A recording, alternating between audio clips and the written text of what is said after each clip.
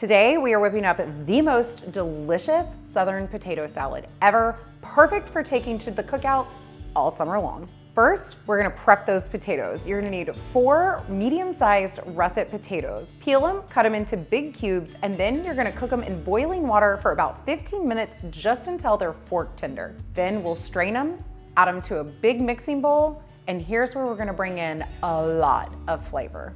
Now, this is something you don't see in every potato salad recipe, but if you want to infuse flavor in every single potato-y bite, you're gonna drizzle them with just a teensy bit of apple cider vinegar, like a tablespoon. And now we're just gonna stir this around. While the potatoes are cooling, we are going to whip up that indicatively Southern potato salad dressing. We're gonna add 1 cup of mayonnaise to a small mixing bowl, plus 2 tablespoons of yellow mustard, 1 teaspoon of kosher salt, 1 teaspoon of dried dill. Then you'll add a 1/2 teaspoon of paprika and a 1/2 teaspoon of black pepper. Just give it a stir until everything's evenly mixed. The potatoes are still cooling, so we're gonna go ahead and chop up our add-ins. For potato salad, it's pretty important that all of these little crunchy add-ins are teeny tiny. So you wanna give them a really good fine dice.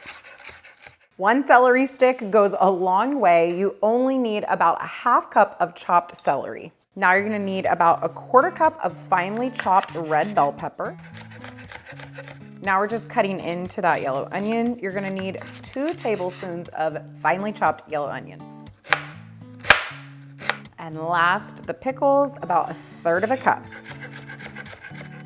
4 hard-boiled eggs, chop them nice and small. The potatoes are cool. Now we can start combining all of our ingredients. You're gonna take in all of these yummy add-ins, straight to the bowl they go. The dressing goes right on top. We're gonna come in and we're gonna mix it all really good.